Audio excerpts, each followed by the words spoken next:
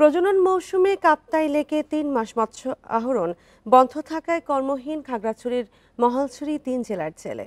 প্রতি মাসে ভিজিএফ এর আওতায় ২০ কেজি চাল বরাদ্দ দিলেও তা পর্যাপ্ত নয়। বিকল্প আয়ের উৎস না থাকায় পরিবার নিয়ে বেকায়দায় তারা।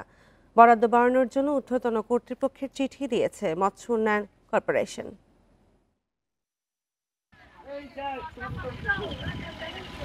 কাপ্তাই লেকে মাছ ধরার উপর নির্ভরশীল খাগড়াছড়ির মহালছড়ির প্রায় ৩,০০০-এর বেশি জেলে পরিবার। ১ মে থেকে ৩০ জুলাই পর্যন্ত প্রজনন মৌসুম হয় লেকে বন্ধ আছে মাছ শিকার। এ সময় বিকল্প কর্মসংস্থানের সুযোগ না থাকায় বন্ধ হয়ে যায় তাদের আয় রোজগার। এ সময় জেলেদের পরিবার প্রতি দেয়া হয় ২০ কেজি চাল। এতে তাদের সংসার চলে না বলে জানান তারা। ৩ মাসের জায়গায় ৫ মাসও সময় হয়ে যায়। ৩ মাস তারা আমাদের ২০ কেজি করে চাল দেয়, তা দিয়ে তো আমাদের কোনো কিছু হয় না। আমাদেরকে দেয় যে চাউল ৩ মাসের জন্য ৬০ কেজি, ৩ মাসে ২০ কেজি করে।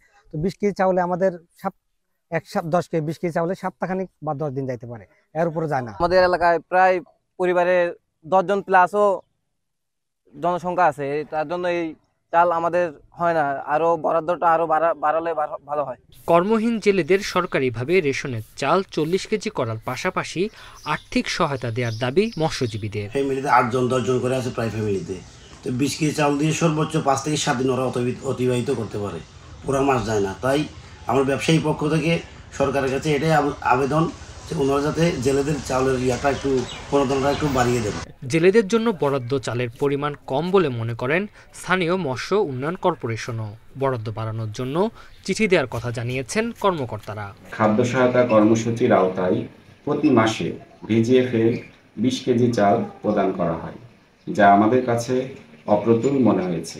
আমরা ইতিমধ্যেই চালের বরাদ্দটি বাড়ানোর জন্য যথাযথ কর্তৃপক্ষের কাছে আবেদন জানিয়েছি।